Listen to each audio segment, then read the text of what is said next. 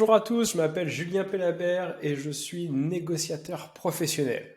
Mon métier est de former, accompagner, assister des entreprises et organisations à la conduite de leurs négociations les plus sensibles et les plus complexes. Bienvenue dans Pour parler, le podcast de la négociation.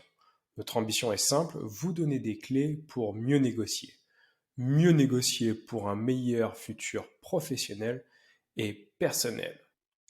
Aujourd'hui, j'ai la chance d'accueillir Jean-Pierre Vera dans Pour parler. Bonjour Jean-Pierre, Bonjour.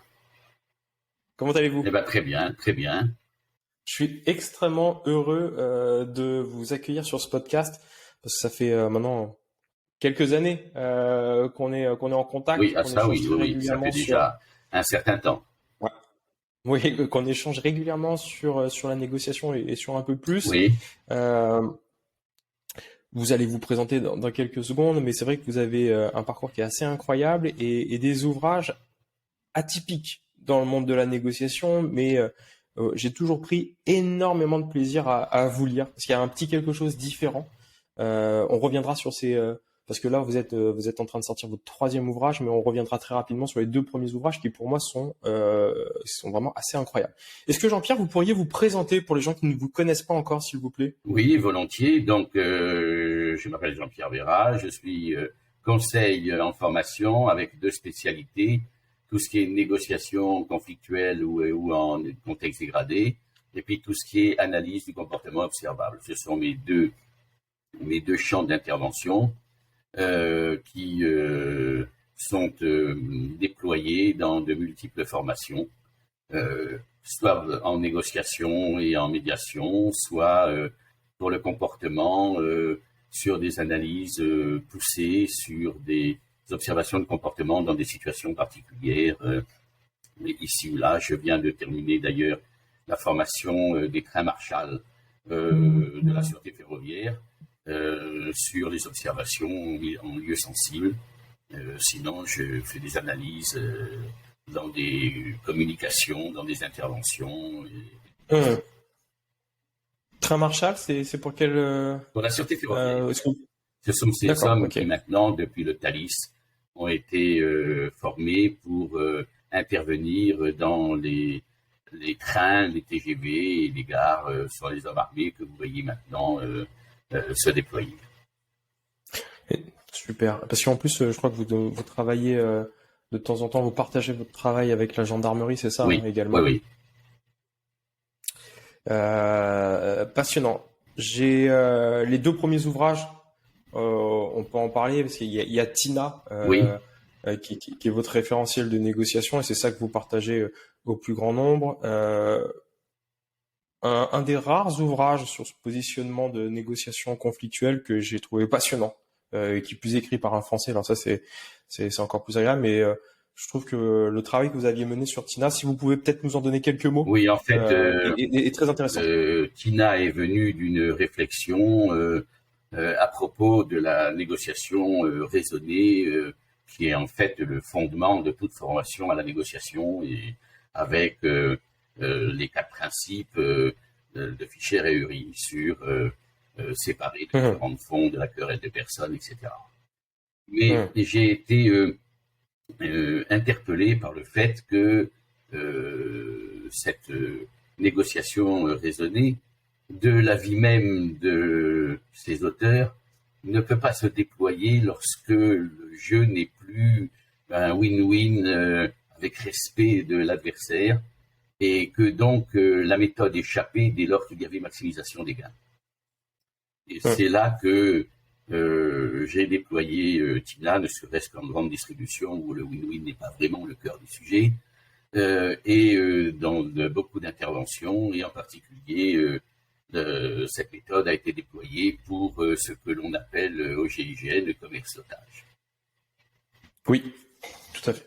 Oui, parce que quand on entendait gendarmerie tout à l'heure, c'est que vous avez partagé votre travail avec le groupe. Oui, je Effectivement. continue d'ailleurs régulièrement à former des négociateurs dans ce Hum, domaine. passionnant.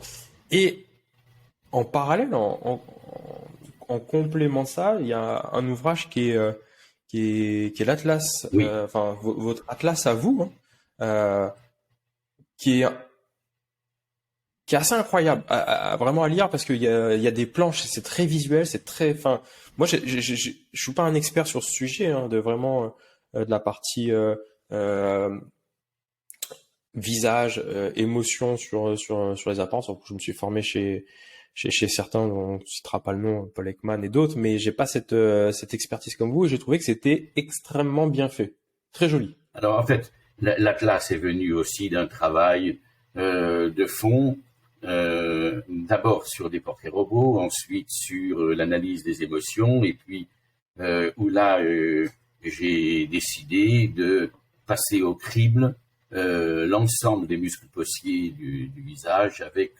leur correspondance au niveau des expressions des émotions et des mimiques. Et Ouais. puis j'ai été sollicité par Lancôme pour Mhm. travailler sur les évolutions du visage, étant donné que le visage a plusieurs évolutions. D'abord, une première évolution qui est évidemment le vieillissement génétique. Ensuite, il y a ce qu'on appelle un vieillissement climatique. Et puis, j'ai développé le vieillissement historique, c'est-à-dire lorsque un individu, du fait d'une émotion répétée, inscrit une ride sur son visage. Et donc, j'ai travaillé sur ces deux plans. Et donc, l'Atlas est devenu l'ensemble des travaux sur les expressions du visage et les évolutions du visage. Envie d'apprendre à mieux négocier pour améliorer votre futur professionnel et personnel?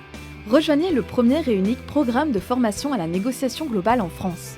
Ce parcours réunit 12 des plus grands experts français de la négociation.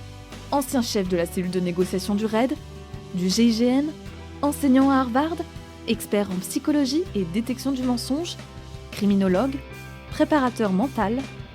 Le parcours est certifiant, avec une certification reconnue par l'État et 100% éligible au compte personnel de formation.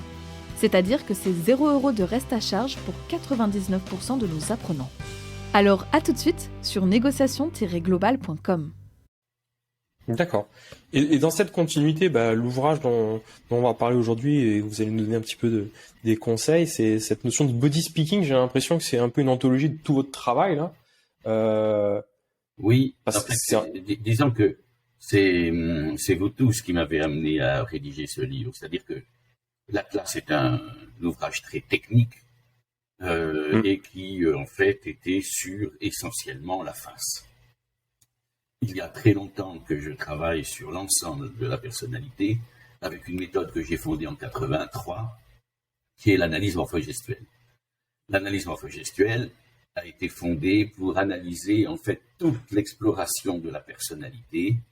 Et depuis 83, je m'intéresse non pas à la gestuelle telle que elle est fondamentalement enseignée, mais à une gestuelle qui était pour moi le chaînon manquant, c'est-à-dire maintenant l'ensemble des mouvements récurrents de quelqu'un qui renvoie non plus à une attitude, mais à un comportement.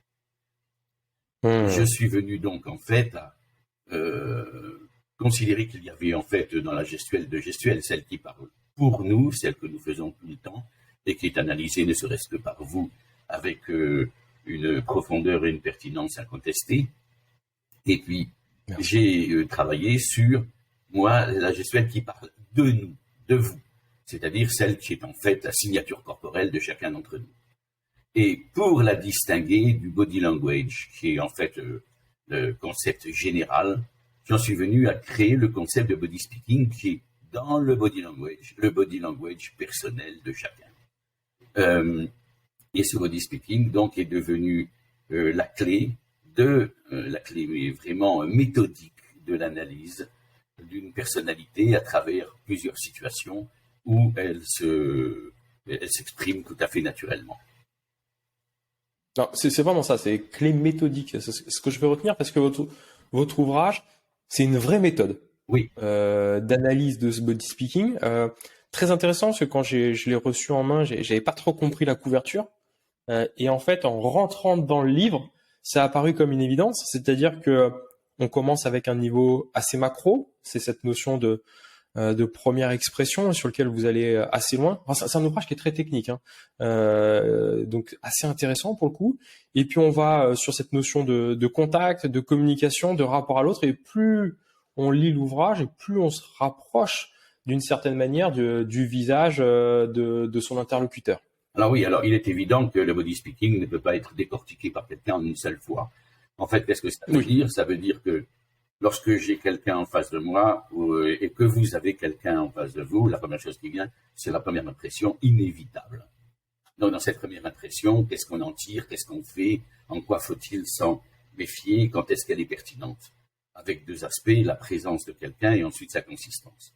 Une fois que cette première impression a été faite et dépassée, on en vient au contact. C'est-à-dire que là maintenant, on a quelqu'un qui brusquement s'approche de nous. Et donc là, on a le contact d'abord visuel. La personne nous regarde. Et puis après nous avoir regardé, elle exprime une mimique d'accueil ou de non-accueil, d'indifférence. Ensuite, évidemment, elle s'approche de nous. Donc elle a une posture qui nous fait savoir si elle reste à distance ou pas. Et enfin, même avec le Covid, on a un contact tactile, ne serait-ce que par le jeu des points. Ceci étant fait, dans évidemment tout contact vient la notion d'introversion et d'extraversion qui est une clé de n'importe quelle personne que l'on voit au premier contact. Et d'ailleurs qui est le obstacle parce que très souvent incompris. Une fois que ce contact est fait, la personne se met à parler, bien sûr. Donc on en vient à analyser sa manière récurrente d'adopter toujours les mêmes manières d'émettre des messages. Et là, j'en suis venu aux états du moi de l'analyse réactionnelle qui sont une clé incontestée et qui continuent à être quand même très, très utilisées. Ceci étant fait, on a, mais évidemment, pas au même instant, ce qui est intéressant, c'est maintenant le rapport à l'autre. Parce que, comme on dit dans le recrutement, on peut avoir quelqu'un qui fait très bonne impression, quelqu'un qui a un très bon contact, quelqu'un dont la communication est vraiment fluide. Donc on dit, c'est bon, on le prend. Et puis on vous dit, on voit que tu n'as pas travaillé avec lui. Ça veut dire qu'on a brusquement, ce qui arrive très souvent, des gens qu'on a trouvés très sympas, et lorsqu'on les a maintenant dans le rapport à l'autre, on change totalement d'avis, dans un bon sens ou mauvais sens, bien sûr. Et puis là, on a en effet l'estime que la personne porte à elle-même et à l'autre, et comment maintenant se passent les relations. Ceci étant fait, on a aussi toujours, lorsqu'on découvre quelqu'un, son rapport au conflit. Son rapport au conflit, il y en a, donc on voit une détestation du conflit, un évitement du conflit, d'autres qui sont très conflictuels, quelquefois même un peu caractériels. Et donc on a maintenant comment un individu aborde toute situation qui le contrarie. Et je termine cette approche du body speaking par tout simplement maintenant l'analyse de son vécu, c'est-à-dire est-ce qu'il est marqué, pas marqué, et donc voici les situations qui ont été choisies. Top, vraiment intéressant. C'est vraiment très complet. Moi, quand je l'ai lu cet ouvrage, j'ai été submergé, très honnêtement, par tout ce qui est contenu dedans. Et c'est typiquement, je pense qu'il faut beaucoup de temps pour assimiler ce contenu. J'ai bien aimé, parce que peut-être plus simple d'accès pour moi, cette première partie sur les premières impressions et cette question. Est-ce qu'il faut croire à la vertu de cette première impression? Et je vous pose la question, Jean-Pierre, parce que pour le coup, c'est ce que vous avez dit, hein, on peut avoir une première impression qui est fausse ou qui est pas aussi précise que souhaité, et c'est quelque chose qui peut être mis en avant. Alors évidemment, la première impression est inévitable. Je peux avoir fait 20 ans d'analyse du comportement, je reste saisi par la première impression, surtout qu'elle peut être largement influencée par ce que nous appelons, nous, spécialistes, entre guillemets, l'effet de halo, c'est-à-dire qu'on nous a dit que quelqu'un très bien, déjà, nos yeux sont ouverts pour confirmer une bonne impression. Cette première impression, elle est évidente. Il y a des gens qui nous font une excellente première impression parce qu'ils présentent bien, mais après en fouille, ils ont moins de consistance. Il y en a qui nous font pas bonne impression et puis on est très surpris de les rencontrer après. Et cette première impression, elle est d'autant plus essentielle que nous entrons en période d'élection présidentielle et nous voyons combien la première impression est essentielle, puisque on sait très bien que les gens qui regardent la télévision n'écoutent pas ce qui est dit. Il regarde la personne. Oh, regarde C'est vrai. comment elle est. Tu as vu comment elle est. Ah, je l'imaginais pas comme ça. Qu'est-ce qu'il fait vieux? Qu'est-ce qu'il fait bien? Ils en restent là. Et donc, c'est quand même assez incroyable parce que on se fie à des premières impressions qui peuvent être désastreuses parce qu'on n'a pas creusé, on n'a pas cherché à savoir. Et Oui, qui n'ont aucune raison logique d'être exactes. aucune raison d'être. C'est ce que vous dites. Cette première impression, c'est un a priori. Alors, la première impression est pertinente lorsque la personne présente un comportement qui est quand même très inapproprié par rapport à la situation. Si je vais à l'hôpital et qu'un interne me reçoit avec une blouse dégueulasse, j'ai une mauvaise impression. Et celle-là, elle est justifiée. Je peux dire que quelque chose ne colle pas. Je dois avoir quelqu'un qui arrive avec 3/4 d'heure de retard sans s'excuser. Ma première impression est mauvaise, évidemment. Et de toute façon, il faut bien se dire que cette première impression, elle est vraiment le socle de toutes les relations pour tous ceux qui, de toute façon, rencontrent quelqu'un. Et cette première impression, elle est très affective et il est difficile de faire quoi que ce soit contre ça. Maintenant, si on ne va pas plus loin, c'est quand même ennuyeux. Je comprends. Et après cette première impression, c'est ce que vous disiez tout à l'heure en présentant un petit peu votre travail, on a cette prise de contact que vous avez divisée en 4 temps, assez intéressant, avec un contact qui est oculaire, qui est facial, qui est postural et qui est tactile dans certains contextes.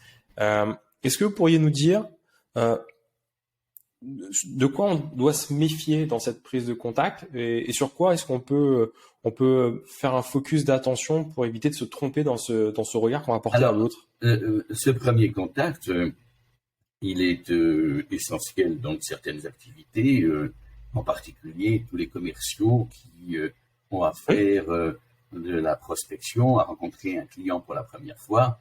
Ce premier contact, il est essentiel, la manière dont ils vont figer leur jugement et leur démarche par rapport à la manière dont la personne les a regardés et aussi dont ils ont regardé la personne, suivant s'ils ont une expression faciale accueillante ou pas, etc., etc.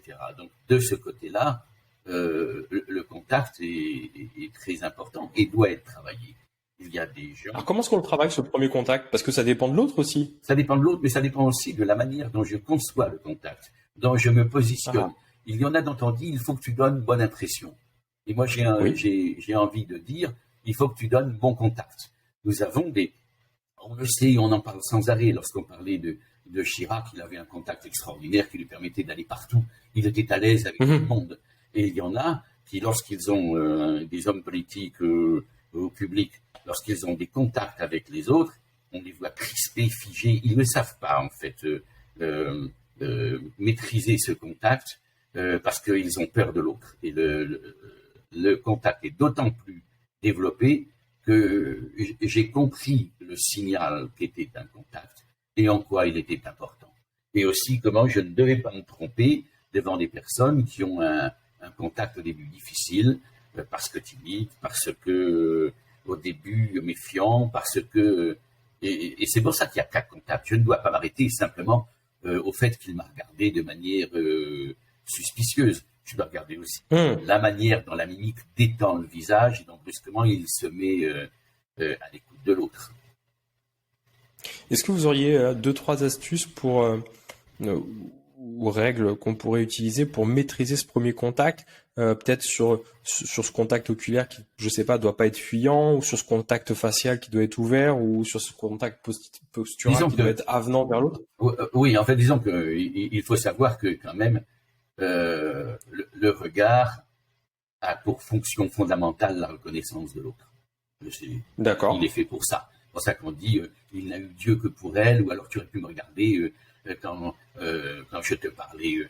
Et donc, le contact va être essentiellement cette reconnaissance de l'autre. Et donc, je dois apprendre, en tout cas dans mon contact, à regarder l'autre. Il y en a qui regardent ailleurs, qui regardent furtivement. Il y en a qui, même quand ils vous disent bonjour, on a l'impression qu'on est transparent. Donc, c'est comment je fais en sorte d'avoir au moins un regard de l'autre qui est un regard d'attention. Hum. Et là, Donc, il faut une intention d'attention. d'attention. C'est en fait comment est-ce que je montre l'attention que je porte à l'autre à travers mon regard. Et ne pas oublier que ce regard est d'autant plus essentiel qu'aujourd'hui, avec ces 2 ans de Covid et des masques permanents, le regard est la seule chose qui nous reste pour un contact, une création de contact avec l'autre. Je comprends. Donc, première chose, contact, c'est un contact qui est visuel à travers le regard. Et j'imagine, mais vous le mettez dans le livre, que ça doit suivre par ce visage. Mais c'est suivi du visage, puisque le regard a fait que j'ai repéré l'autre. Maintenant, qu'est-ce que je fais? Quelle émotion je lui montre? Que je suis content de le voir, que je suis intrigué de le voir. Donc, je dois quand même avoir la maîtrise de l'émotion que je veux avoir envers l'autre. Et normalement, mon contact, dans la plupart des cas, doit être un contact d'accueil. Sauf si je veux avoir un contact qui montre mon mécontentement, mais en tout cas, mes mimiques doivent être en phase avec l'émotion que je veux transmettre à l'autre dans le contact. D'accord, donc il faut être conscient en fait de son intention.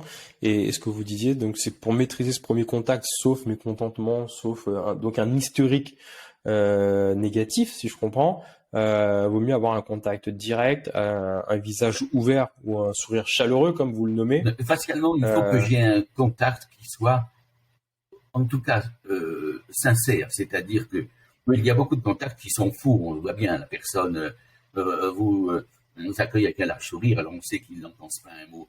Le contact doit être facialement, il doit vraiment être l'émission du signal émotionnel de ce qui va suivre. Passionnant, top. Et après, vous l'avez souligné en introduction, on va avoir 2 types de personnes et il va falloir y faire attention. Ce sont les personnes plutôt extraverties, introverties. On trouve beaucoup de définitions assez différentes là-dessus. Est-ce que vous pourriez préciser vraiment ce que c'est l'extraversion ou l'introversion? J'ai beaucoup travaillé là-dessus. J'ai mis du temps d'ailleurs à faire les descriptions les plus complètes possibles parce que réellement, le problème, il est là. Il y a l'extraverti est quelqu'un qui en fait est tourné vers les autres. Ce sont des prédispositions, Jung l'a dit d'entrée, ce sont des prédispositions qui ensuite peuvent être développées ou contrariées. Et donc, on a par prédisposition soit un rapport à l'autre, soit un rapport à soi-même. On le voit d'ailleurs chez les enfants déjà tout petits. L'extraverti, au bout d'une journée à l'école, il a des copains. L'autre, au bout d'une semaine, il arrive à commencer à en avoir un. Et donc, quelquefois, l'extraverti ne supporte pas l'introverti qui considère comme ne parlant pas, n'étant pas intéressant, ne disant rien, etc. Et il oublie la richesse absolue de l'introverti. Mais ce qui est frappant, c'est que culturellement, nous ne cessons de mettre en avant les extravertis et les introvertis. Quand vous allez dans les librairies, sur l'extraverti, pour trouver un livre, il faut déjà chercher. Sur l'introverti, vous avez un rayon complet. Et chez nous, l'introverti est considéré comme un handicap, ce qui est quand même un comble. Tandis qu'en Asie, c'est l'introverti qui est mis en avant et l'extraverti qui est un problème. Il y a donc une incompréhension qui coûte cher, surtout en particulier dans les négociations où on a besoin de savoir où en est l'autre. L'extraverti, on a l'impression que ça y est, on sait comment il va faire, alors que très souvent, il lui arrive de changer d'avis 2 heures après. Et l'introverti qui ne nous a rien dit peut être très profond, alors qu'on l'a sous-estimé, ignoré, et on est étonné de la solidité du lien d'un introverti. Complètement. Et ce que vous dites aussi, si j'ai bien compris, c'est le fait d'être introverti n'empêche pas la personne d'avoir des grosses capacités orales ou capacités. Par exemple, Macron est un introverti. Alors, on voit qu'il se force, mais Macron est un introverti. De Gaulle était un introverti. Voilà. On peut être au centre de l'attention des gens. On peut avoir ce contact avec les autres facile. C'est pas comme ça qu'on va définir cette notion d'extraverti, d'introverti. Et à l'inverse, on peut avoir un extraverti qui sera pas forcément très à l'aise. Exactement. On a des extravertis timides. Et alors, l'introverti, simplement, est construit et il peut faire des discours extraordinaires, mais dans sa relation à l'autre, il se referme très rapidement il a besoin de réflexion, il a besoin d'être en lui-même. Mais aussi, il faut savoir qu'un introverti, dès qu'il est dans son milieu naturel avec ses amis, il ressemble comme deux gouttes d'eau à un extraverti. C'est ça. Et donc, faire très attention à classer trop rapidement. Il est introverti, donc il est extraverti, donc on a des surprises assez frappantes de ce côté-là. Totalement. Après, il y a une partie sur cette notion toujours de contact. Moi, j'ai trouvé assez intéressante parce qu'originale, parce qu'on la trouve peu dans la littérature, en tout cas pour moi, c'est tout ce qui est notion de morphotype, c'est-à-dire de l'évolution du corps fonction de ces traits de caractère. Les morphotypes sont un chapitre auquel j'attache beaucoup d'importance et qui est sans doute le plus contesté de toutes les approches que l'on a du comportement. C'est la plus ancienne, elle date d'Hippocrate. C'est qu'on considère qu'il y a une partie morphologique indicative d'un type de comportement et de prédisposition fondamentale. Ce tempérament est reconnu, et on voit maintenant l'enseignement en psychiatrie et dans des tas d'ouvrages donnés à des étudiants. La notion de tempérament est totalement remise à l'honneur aujourd'hui. Ce qui est très contesté, c'est les types tempéramentaux. C'est-à-dire que le tempérament, il n'y a pas de discussion, oui, c'est un ensemble d'humeurs, de prédispositions et le reste. Mais j'ai considéré que dans beaucoup de cas, les types tempéramentaux sont une évidence. Par exemple, combien de fois dans le monde, je vois qu'on dit de quelqu'un qu'il est très sanguin. Le tempérament sanguin, on l'a à toutes les sauces. Mais il m'arrive en revanche d'avoir des gens en face de moi dont le tempérament me paraît très incertain et je passe à autre chose. Mais il peut être une indication très intéressante d'un comportement général. Et donc aussi, ça lève des ambiguïtés. Et donc, en fait, la notion de morphotype vient compléter introversion, extraversion, chaque fois que c'est possible. Sinon, on passe à autre chose. Mais je considère qu'il est vraiment très important, ce tempérament. Pourquoi est-ce que vous dites qu'il est davantage contesté? Parce que beaucoup ne supportent pas cet aspect définitif de la personnalité. Or, il y a, si vous voulez, lorsque vous analysez la personnalité, c'est par ça que je commence quand j'ai créé l'analyse morphogestuelle, c'est que la personnalité a trois dimensions. On a une dimension constitutionnelle, qui est d'abord notre sexe, bien évidemment, et puis le tempérament, qui sont un ensemble de données. Ensuite, on a une dimension institutionnelle, c'est la construction de la personnalité à travers l'éducation et la culture. Et puis, on a une troisième dimension, qui est la dimension événementielle, c'est-à-dire tous les événements qui ont modifié la personnalité en bien ou en mal, un drame ou alors une découverte merveilleuse qui fait que la personnalité se change d'orientation de manière très marquée. Et donc, en fait, il y a notre caractère, nos prédispositions, il y a la société qui nous influence et les événements de la vie. C'est ça, si je comprends bien? Exactement. Ce sont les trois données, en sachant qu'il est intéressant de savoir chez les uns et les autres quel est le driver. Par exemple, nous savons très bien qu'il y en a, le tempérament est vraiment leur driver fondamental et il est très difficile de les faire changer de comportement parce qu'ils sont colériques, parce qu'ils sont impulsifs, parce on a des joueurs, on a des footballeurs, on a des acteurs. Donc, on sait très bien que ils ont un comportement, une prédisposition aux réactions qui ne changent pas. On sait que chasser le naturel ne revient pas au galop. Et puis, il y en a d'autres. Il est évident que l'aspect culturel, l'aspect événementiel reste l'élément essentiel. Passionnant.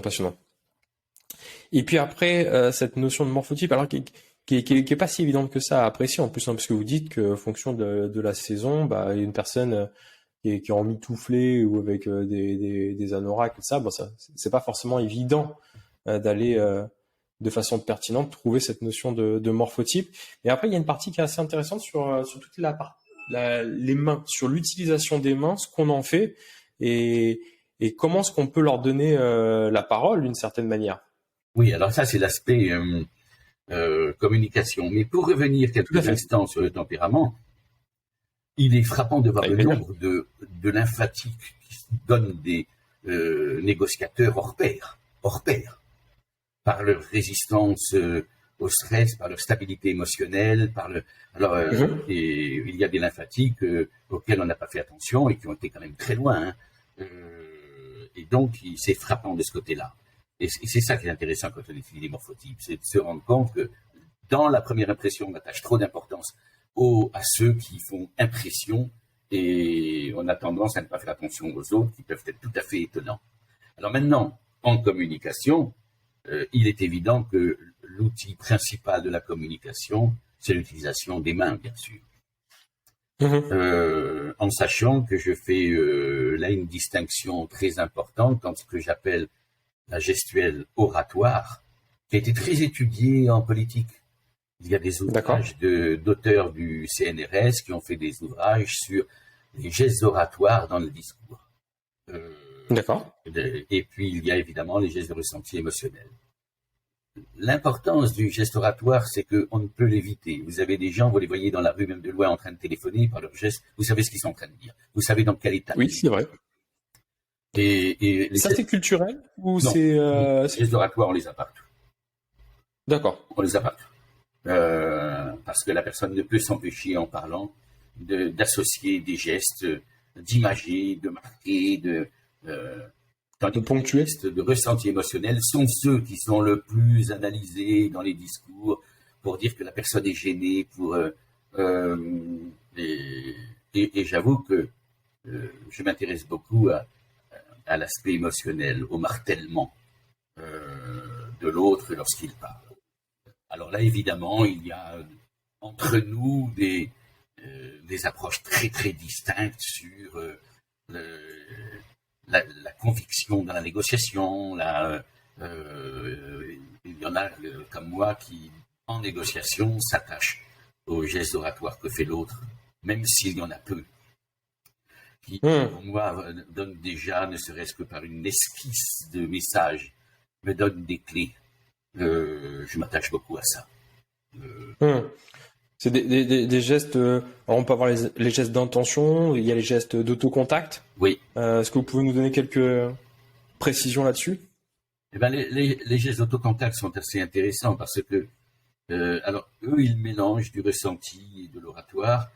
C'est que, inconsciemment, lorsque quelqu'un est en train de réfléchir, il a des gestes dont il ne se rend pas compte. Par exemple, comme je le dis dans le livre, une chose que l'on voit très souvent, quelqu'un vient vous voir en disant « Julien, j'ai une question à te poser », et la personne vient en se grattant la tête. Bon. Ou alors, la même personne vient et dit, en disant la même question, « J'ai une question à te poser », et là, il se frotte le menton. Et puis, deuxième point, il vient en se frottant la nuque. Et pourtant, c'est la même phrase. Et là, qu'est-ce que l'on a? On a le premier, il se creuse la tête, il n'a pas l'idée. Hein. Le second... Oui, et puis c'est même une image, c'est une expression, se creuser la tête. Voilà. Et le second, il est en train de se frotter le menton parce qu'il est en train de se tâter sur la décision. On a beaucoup de gens, d'ailleurs, quand ils sont dans une librairie et tout, dans un magasin, on voit un moment, ils sont devant l'objet, et puis ils se frottent le menton, et on sait qu'il est en train de dire « j'achète ou j'achète pas ». Raisonnable ou pas raisonnable? Et puis on a évidemment... La personne qui a une chose à dire, il est déjà embêté de la réaction que vous risquez d'avoir, donc déjà il se protège la nuque. Ce sont des gestes d'autocontact. Ah, donc ça c'est intéressant. Se frotter la nuque, c'est que je redoute la réaction de l'autre, c'est bien ça? Oui, écoutez, c'est bien simple. Si vous avez, vous avez quelqu'un qui vient vous voir en disant Julien, je voudrais te dire pour ta voiture en se frottant la nuque, vous savez très bien que la voiture, elle a un petit problème et que il craint que vous allez entrer en colère. On a des gens qui viennent vous voir en se frottant la nuque et manifestement, c'est qu'ils sont très, très embêtés, quoi. Oui. Et donc, voilà.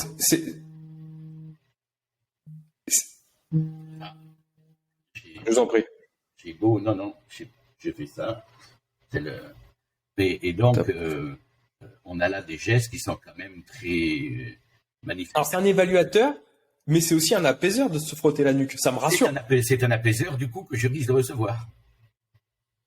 Hum, hum, hum. Et cette notion, parce que là, les gestes des mains, vous les utilisez au niveau du visage, effectivement, dans la description. Est-ce que aussi, ça peut être ces gestes apaiseurs, on peut avoir, des fois, on voit des gens qui ont les mains qui sont jointes et Oui, qui vont se caresser et la ben main en c'était même temps de Mitterrand. parler. Mitterrand se frottait les mains. Mais par exemple, je me D'accord, souviendrai toujours, j'étais au Canada à la Sûreté du Québec et on était sur une, des tests sur le mensonge. d'accord. Et puis nous étions, j'ai été choisi par le panel des personnes qui devaient donner leur avis sur un homme assez âgé qui était suspecté d'attouchement sur les enfants. On nous passe un interrogatoire qui a été fait et on a demandé à 4 personnes de dire ce qu'ils en pensaient. Le, les, les 3 premiers ont dit qu'incontestablement, ils disaient la vérité, qu'ils n'avaient rien fait, en disant je l'ai bien écouté, et manifestement, oui, il est sincère. Et puis moi, Innocent. je me pointe devant une assemblée quand même assez importante, et je dis, excusez-moi, mais moi, mon métier, c'est d'observer, non pas d'écouter, je n'écoute que une dernière fois pour être sûr que le geste n'est pas un geste lié à un message oral. Mais en tout cas, vu ce que je vois, il est certain que cette personne sait qu'elle a commis une faute. Elle n'arrêtait pas de rouler de gros yeux et de se frotter la nuque, comme s'il avait peur du coup qu'il allait recevoir, peur de la punition. Et là-dessus, le responsable de la police, en grand uniforme, est venu, a déroulé un papier. La personne venait d'être arrêtée. Elle avait avoué que bel et bien, elle faisait des attouchements. Mmh. Mais je m'étais fié non pas à un geste de mensonge, mais à un geste de protection. Oui, oui, oui. C'est-à-dire que c'était pas le manque de congruence entre ce qu'il disait ou Exactement. ce qui était véhiculé. C'était vraiment l'observation d'un comportement qui était dans une logique défensive. Voilà, Euh, exactement. Et je suis très souvent appelé pour des signes de gêne dans des aveux ou dans des enquêtes. J'ai travaillé avec la délégation nationale de lutte contre la fraude, j'ai assisté à des enquêtes à ce sujet. Et là, nous n'avons pas des gens qui mentent, nous avons des gens qui expriment leur malaise, qui expriment brusquement que quelque chose ne va pas. Et c'est là qu'on s'attache à autre chose, comme mais je dis, typiquement, alors, je me mets pas à la place. il y a les gestes de tromperie, des dissimulations. Et c'est à cela D'accord. que je m'attache. Mais je me dis, moi, si j'avais été à la place de cette personne dans le cadre d'un interrogatoire, je précise, j'aurais pu avoir aussi ces gestes d'autocontact pour me rassurer, parce que c'est peut-être une Oui, mais première on ne se expérience. rassure pas en se frottant la nuque. On se rassure en se frottant les joues, en se mettant la main sur le visage, en, en fumant les gestes d'autocontact. D'accord. Il y en a beaucoup qui, quand ils vous parlent, roulent une mie de pain ou alors tiennent un stylo ou ils ont des autocontacts de réassurance. Mais des autocontacts sur soi, soit vous en avez qui se frottent les yeux, qui font comme s'ils se lavaient le visage, ou alors qui se grattent la main, ou qui beaucoup d'autocontacts. Mais un autocontact de quelqu'un qui brusquement, évidemment, dans un moment de pression, de tension, se frotte la nuque, c'est qu'il sait qu'il a peur d'être frappé, entre guillemets. Oui, je comprends. Et vous dites quelque chose qui est intéressant, hein, pour le coup, et qui est généralement omis, c'est qu'il faut qu'il y ait un enjeu. Bien sûr. Sinon, on ment comme on respire toute la sainte journée. Ne serait-ce que pour dire à quelqu'un qu'on est content de le voir alors qu'on n'en pense pas un mot, de dire, etc., que le plat qu'il vient de nous faire est exquis, alors que... bon. Et alors, simplement, avec la particularité que les hommes mentent souvent sur eux-mêmes, et qu'on a remarqué que les femmes mentent sur les autres en disant « Ah, tu as une robe ravissante ». Mais oui, c'est un ciment social, voilà. D'une certaine manière, le mensonge. Et les enfants ont besoin de mentir. Oui. Pour créer leur monde, ils ont besoin de mentir. Maintenant, il y a des mensonges qui sont faits pour aider l'autre. Par exemple, un petit garçon qui dit « Papa, tu crois que je vais réussir ?» et vous êtes très inquiet, vous pensez qu'il a peu de chance, vous n'allez pas lui dire, vous allez mais bien sûr que tu vas réussir. Vous mentez avec affirmation pour lui donner confiance. Il y a des moments, quelqu'un qui est très malade, qui dit est-ce que je vais m'en sortir, on va pas lui dire non. Et donc, le mensonge peut être salvateur. Bien sûr, bien sûr. Mais il n'y a pas d'intention de nuire. Est-ce qu'on Voilà. peut penser de mensonge ou de création d'une prophétie autoréalisatrice type Voilà. effet Pygmalion? Exactement. Le mensonge a une fonction très très importante qui est étudiée par beaucoup, qui fait l'objet d'énormément d'études, et je sais que vous êtes très proche de ces études. C'est essentiel. Top. Il y a toute une partie qui est liée au conflit derrière. Oui. Est-ce que vous pourriez nous en dire quelques mots peut-être? Le conflit, par définition, c'est une chose. Alors, le conflit étant dans le sens petit du terme, c'est-à-dire que je n'analyse pas des situations où il y a des conflits importants. On n'est pas au GIGN là. Donc, je parle de conflits domestiques classiques avec la famille, et donc il y a des gens qui sont en évitement permanent. Ils n'osent jamais dire ce qu'ils pensent, ils n'osent jamais dire que ça ne va pas. Et j'ai vu, moi, plus d'une fois, des négociateurs rompus au conflit, où ils défendent les intérêts de leur entreprise becs et ongles, quand un conflit leur tombe dessus et les concerne, là, être désemparés. Oui, alors ça c'est vraiment intéressant parce que c'est notre capacité. Quand on fait preuve d'empathie généralement pour les autres, déjà il faut faire preuve d'empathie pour soi. Et c'est très bon d'être généralement dans notre quotidien à nous, où on accompagne des entreprises ou des organisations sur la conduite de leurs conflits. On n'est pas totalement acteur, on n'est pas impliqué émotionnellement de la même manière. Et quand ça peut nous toucher, c'est plus compliqué. C'est beaucoup plus compliqué et c'est pour ça que moi je vois des gens qui ont été des négociateurs hors pair. Lorsqu'il y a un conflit avec leur entreprise, ils prennent un avocat et puis n'osent plus intervenir. C'est extrêmement frappant. Et là, il faut une assertivité qui n'est pas donnée à tout le monde. Je comprends. Quel conseil on pourrait donner à ces personnes-là qui se sentent peut-être submergées par leurs émotions ou qui perdent le contrôle? C'est-à-dire qu'elles sont. Le conseil que l'on donne n'est pas tellement sur les émotions, c'est sur les conséquences et leur implication. Le qu'en dira-t-on est quelque chose de considérable dans la gestion des conflits. Et les gens pensent à leur image, ils pensent à leur réputation, ils pensent aux représailles, ils pensent... Et donc, ils n'osent plus bouger. Très souvent, d'ailleurs, ce n'est pas l'émotion qui va rentrer en ligne de compte, c'est l'intérêt, c'est l'enjeu. C'est un raisonnement où j'évite, il vaut mieux se faire petit. Et on voit très, très, très bien, par exemple, lorsqu'on ne cesse de vous parler aujourd'hui, on voit une affaire quasiment par semaine de personnalités accusées de viol, etc.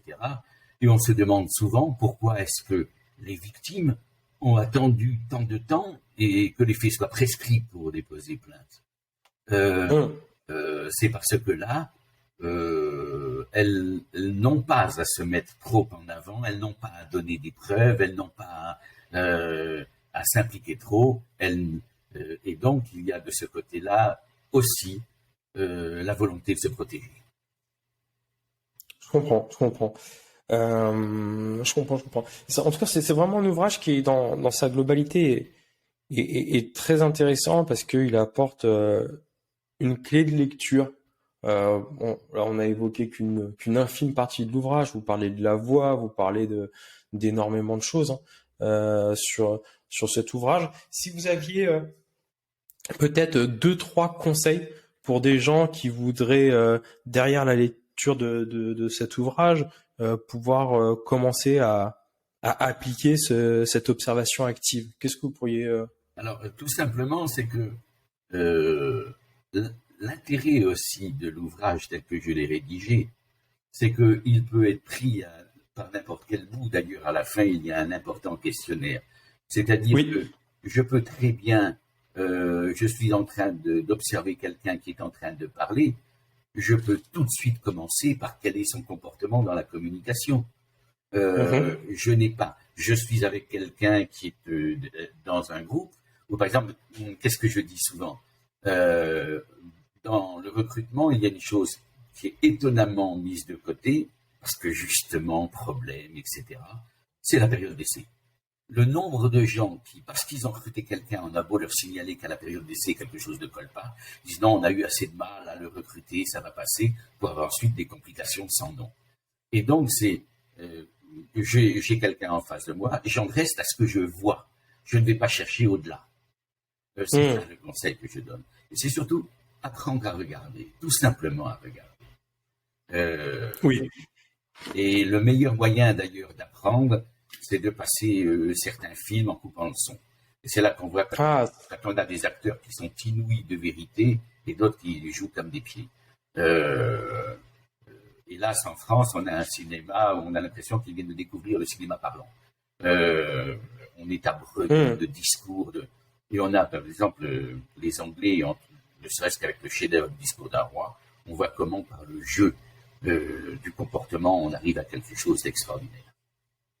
Oui, donc c'est regarder différemment. C'est vrai que s'entraîner avec des émissions de télévision ou des films, moi j'aime bien regarder des débats politiques en silence, en mute, parce que ça en dit long sur l'intention. Et c'est une phrase que j'ai adorée. Je l'ai prise en photo dans votre livre d'Alphonse Bertillon, que je trouve extrêmement pertinente. C'est qu'on ne voit que ce que l'on regarde et on ne regarde que ce que l'on a déjà à l'esprit. Voilà. Et faire attention à cette illusion. Oui, c'est la fameuse première impression. Mais par exemple, quand j'observe Poutine, qui est un introverti évident, il est très frappant de voir le regard. Le regard et puis les deux mains sur la bouche en signe barrière, en observant.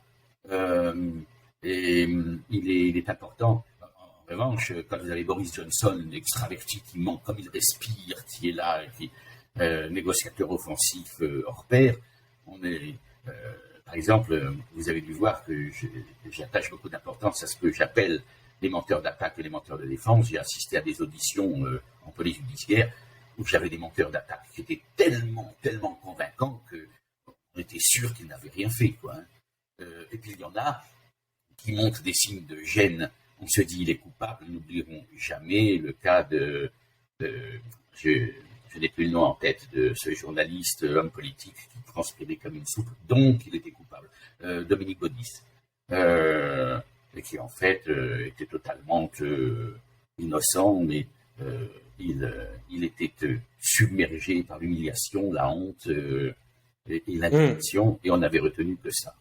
Quelle est la différence vous faites entre menteur d'attaque et défensif, le menteur d'attaque, c'est de ces menteurs de ces hommes comme Trump, comme Boris Johnson et comme d'autres, qui sont d'une violence verbale et corporelle avec une authenticité dans la colère et l'indignation qui les submerge, qui fait qu'ils sont très crédibles. On ne peut que les croire. J'ai vu des gens se démener en disant c'est une honte, comment peut-on m'accuser, comment peut-on...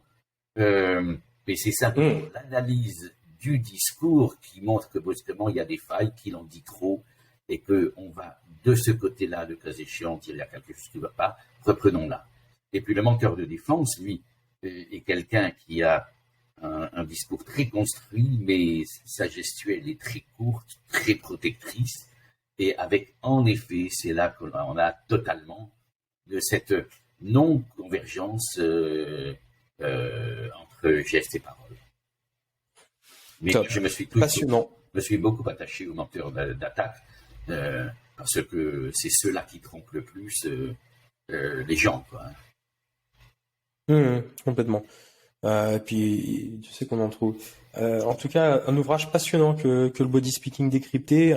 Un grand merci pour ce retour, Jean-Pierre. J'ai l'habitude de poser une dernière question en fin de podcast. Si le Jean-Pierre d'aujourd'hui devait rencontrer le Jean-Pierre d'il y a 20 ans, quel est le conseil que vous lui donneriez à ce Jean-Pierre il y a 20 ans ou même 30 ans pour vous, parce que vous êtes un homme maintenant plein de sagesse? Le conseil que je lui donnerais, c'est de se pencher déjà beaucoup plus sur les comportements qu'il ne l'a fait au départ. J'ai beaucoup tâtonné. Au début, il y a des choses que je n'ai pas osé faire parce que je pensais que c'était aller trop loin. Et heureusement, j'ai été très soutenu par toute une série de gens qui, par leurs conseils, leur soutien, leurs questions, m'ont ouvert les yeux. Mais j'ai toujours eu comme guide l'histoire, les hommes politiques et les gens avec qui je travaillais. Et donc voilà. Et j'espère que beaucoup de ceux qui vont écouter ce podcast, et je vous en remercie, s'intéresseront à ce livre, qu'ils trouveront sur éditionnegoris.com, puisqu'il n'est vendu que... On va mettre les liens. Ouais, on va mettre les liens pour que les gens puissent se procurer l'ouvrage ou prendre attache auprès de vous. Et en tout cas, vraiment merci de m'avoir accordé ce temps. Merci à vous pour déjà pour la qualité de la relation qu'on entretient depuis plusieurs années, pour les échanges qui sont toujours aussi intéressants, Jean-Pierre. Et un grand merci de vous être prêté à l'exercice de pourparler. Merci beaucoup. Eh bien, merci et bonne journée. Au revoir. Merci. Et je vous dis maintenant à vous, auditeurs, à dans 2 semaines pour un nouvel épisode de Pourparler, le podcast de la négociation. Merci.